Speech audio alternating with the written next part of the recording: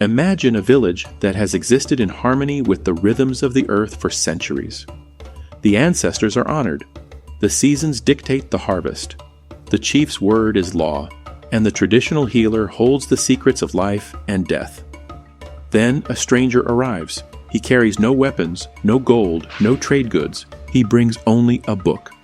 Within a single generation, everything in this village will change. The children will sit in classrooms reading a foreign language. The traditional shrines will be abandoned or burned. The sick will be taken to brick hospitals instead of the local healer. For over a century, the story of Christian missionaries in Africa has been told in absolutes. To some, they were the saviors of a continent, selfless pioneers who brought literacy, modern medicine, and a message of universal love to some of the most remote places on earth. To others, they were the ultimate Trojan horse. Cultural assassins who paved the way for colonial conquest, teaching Africans to look to the sky for salvation while their land was stolen from beneath their feet. But history is rarely a story of pure heroes or pure villains. It is a story of humans, of good intentions that went horribly wrong, and devastating systems that sparked unexpected miracles. Did Christian missionaries save Africa? Or did they help erase centuries of indigenous identity? Today, on Echoes of Africa, we unearth the complex, untold story of the cross, the crown, and the continent. I will tell you of a God who does not require our sacrifice. He made sacrifice for us.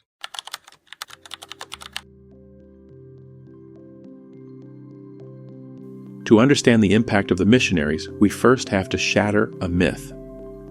When European missionaries set sail for Africa in the 18th and 19th centuries, they often described it as the Dark Continent, a blank canvas devoid of civilization, history, or law. Nothing could have been further from the truth. Africa was a continent of breathtaking complexity.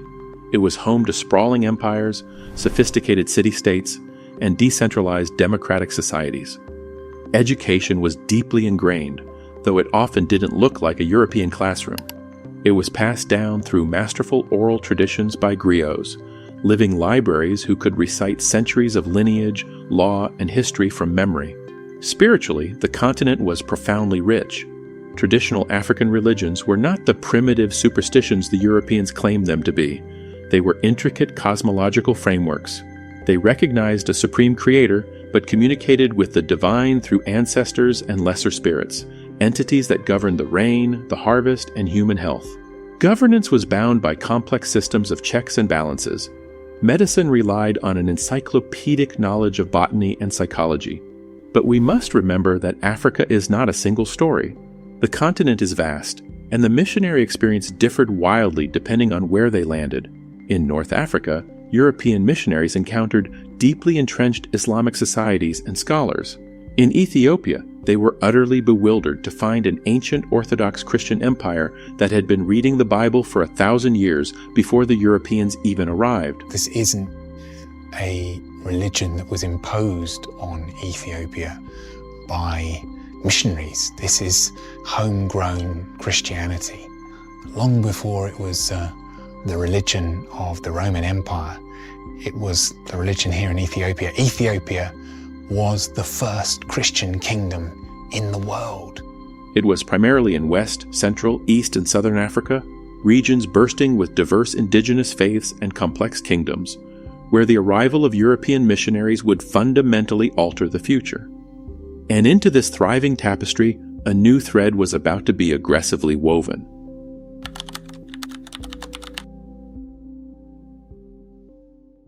Why did they come? The answer depends entirely on who you ask. By the 1800s, Europe was experiencing a massive religious revival. A new wave of Protestants and Catholics felt a burning, divinely mandated obligation to save souls. To them, anyone who had not accepted Jesus Christ was doomed to eternal suffering. This wasn't just a career. To them, it was an urgent rescue mission. Many were driven by incredible, self-sacrificing conviction. Take David Livingstone, the Scottish physician. He walked thousands of miles across the continent, driven by what he called the 3 C's: Christianity, commerce, and civilization. Crucially, Livingstone and many of his contemporaries were deeply motivated by the horrors of the East African slave trade.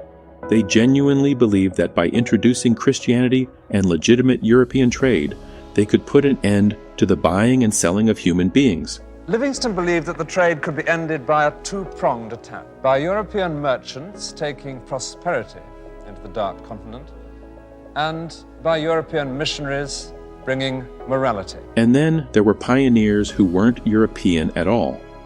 Meet Samuel Ajayi Crowther. Captured by slave raiders as a boy in West Africa, freed by the British Royal Navy, and educated in Sierra Leone. Crowther didn't just convert, he became a brilliant linguist and the first African Anglican bishop. He accomplished the monumental task of translating the entire Bible into the Yoruba language, ensuring his people could encounter the divine in their own native tongue. He translated the Bible into Yoruba. He was a slave. He was always playing a balancing role, He's trying to say, look, okay, I'm representing the Church Missionary Society, yes, but my root is Yoruba, I'm African, so to speak. Yeah. So I'm trying to let my people understand where these guys are coming from. I'm also trying to let these other people understand where my people are coming from. So they both need to understand each other. So Bishop Carter was in the middle. For men like Crowther, Christianity wasn't a tool of European dominance. It was a unifying force of liberation. But motivations are one thing. Reality on the ground is another. The missionaries brought the Bible, but they also brought their culture. And soon, the two became impossible to separate.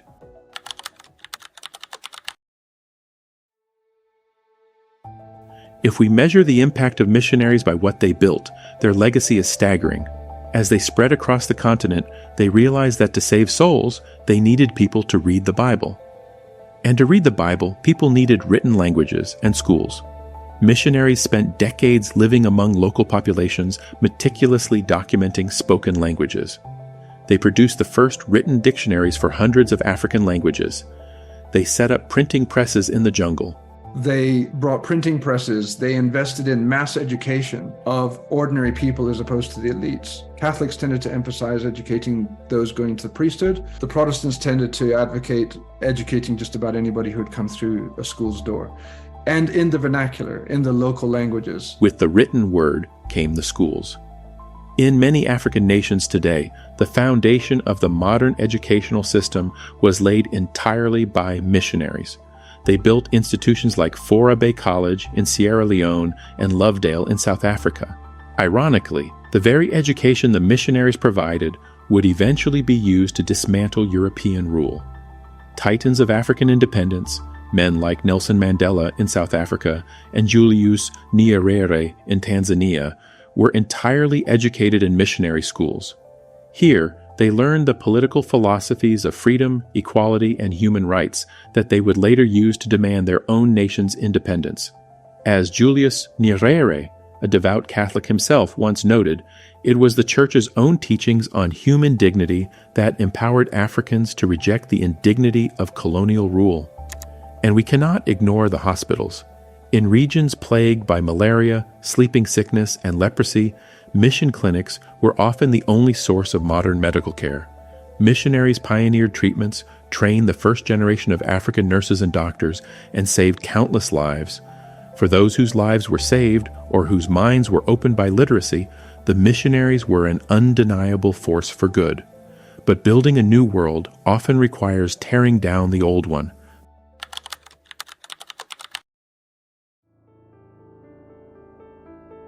The tragedy of the missionary movement was its inability to separate the teachings of Jesus from the culture of Victorian Europe.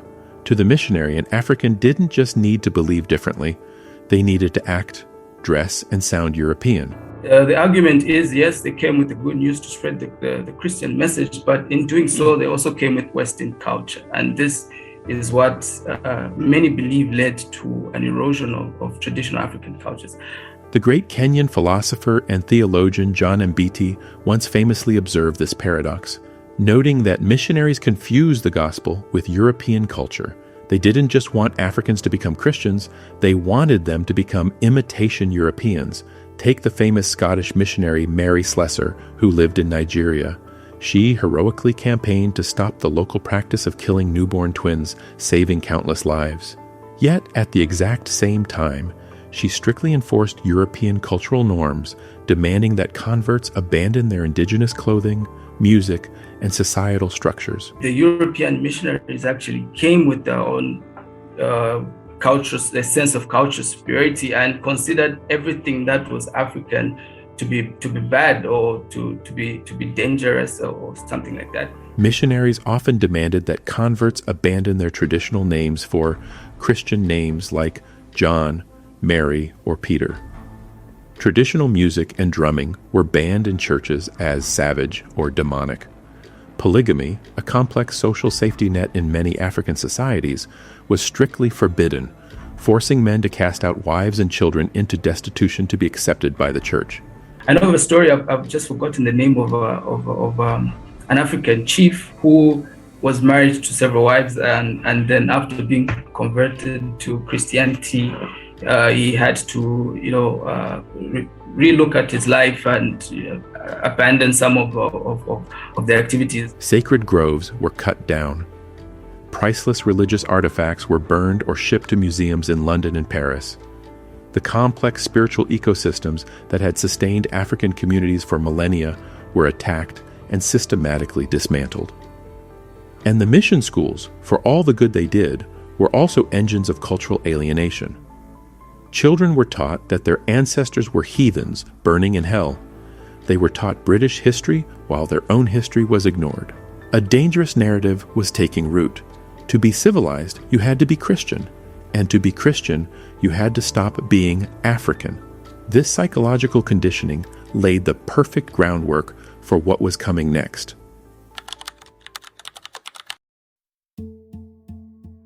As Archbishop Desmond Tutu famously noted, when the missionaries came to Africa, they had the Bible and we had the land. They said, "Let us pray." We closed our eyes. When we opened them, we had the Bible and they had the land. As the 19th century drew to a close, European governments launched the scramble for Africa, and the relationship between the cross and the colonial crown became fiercely complicated. Were missionaries agents of colonialism? The impression that missionaries were agents of colonialism is quite pervasive, and you find it amongst historians, also amongst students of history, and of course, even the general public to some extent. The evidence points in both directions. In many cases, missionaries actively encouraged colonial takeover. They believed that European law and order would protect their missions, build roads, and stop the slave trade. They acted as translators during treaty negotiations. Often, African kings signed away their sovereignty because a trusted missionary advised them that the treaty was fair, only to realize too late they had been deceived. The missionary softened the ground. The colonial soldier took it. But it would be intellectually dishonest to say all missionaries were colonial puppets. It would not be quite accurate to group all missionaries. And that being said, even missionaries that were in Africa, in the different parts of Africa, and those that were operating from the same region, at times tended to probably have different methods of conducting their activities. In some of the darkest chapters of colonial history, missionaries were the only ones standing between Africans and absolute annihilation. Look at the Congo Free State, where King Leopold II of Belgium orchestrated a brutal rubber trade that resulted in the deaths of millions. It was an African-American Presbyterian missionary named William Shepherd who journeyed deep into the jungle and refused to look away. Shepherd meticulously documented the severed hands, the widespread slaughter, and the burning villages. He used his printing press to expose these atrocities to the world, even standing trial for daring to speak the truth against the colonial empire. Missionaries were a paradox. They were a product of the empires that oppressed Africa, yet they frequently armed Africans with the moral and intellectual weapons to fight that oppression. Through all of this, there is one fatal mistake historians often make: treating Africans as passive victims who simply had a foreign religion forced upon them. Africans did not just accept European Christianity, they dismantled it, reimagined it, and rebuilt it. When Africans realized that European missionaries were using the Bible to justify racism and inequality, they didn't throw the Bible away. They read it for themselves. They saw a Jesus who stood with the poor, who healed the sick, and who defied the empires of his day. In the late 19th and early 20th centuries, millions of Africans broke away from the European mission churches to form African-initiated churches. Christian missionaries started presenting European viewpoints, European activities, European cultural orientations into African societies through the use of the church, or the churches they established, or the churches they controlled. There are some Africans in these churches that didn't really feel that they didn't feel so happy or so comfortable with the concept of European missionaries' demonization of African cultural orientations. Some of them made move to revolt against some of these churches. Some decided to develop or establish churches with African cultural ingredients in them. They brought the drums back. They brought the dancing back. They blended the Christian gospel with African traditions of spiritual healing and prophecy. They looked at the European missionaries and said, "We do not need you to intermediate with God for us." They decolonized their faith. And in doing so, they created one of the most dynamic, rapidly growing religious movements in human history. The legacy of the missionaries is carved deeply into the soil of the continent. You can see it in the world-class hospitals and universities that continue to lift millions out of poverty. You can see it in the high literacy rates and the global resonance of African literature. And you can see it in the scars of cultural erasure, in the lost languages, the forgotten ancestors, and the enduring struggle to reclaim a purely African identity in a globalized world. Did the missionaries save Africa, or did they destroy its traditions? Perhaps the truth is that they did neither. Africa was never theirs to save, and its spirit was too resilient to be destroyed. The missionaries brought a fire to the continent. For some, it was a light in the darkness. For others, it was an inferno. But today, every Sunday, from Lagos to Nairobi, from Cape Town to Kinshasa, hundreds of millions of Africans walk into churches. They sing in Yoruba, Swahili, Zulu, Lingala, and countless other languages. Their faith traces its roots to missionaries who crossed oceans centuries ago, but the Christianity they practice today is unmistakably African. The strangers who once arrived carrying only a Bible could never have imagined what Africa would ultimately do with it. Thank you for watching Echoes of Africa. Let us know your thoughts in the comments below. If you value these deep, unflinching dives into the continent's past, please hit the like button, subscribe, and turn on the notification bell. I will see you in the next one.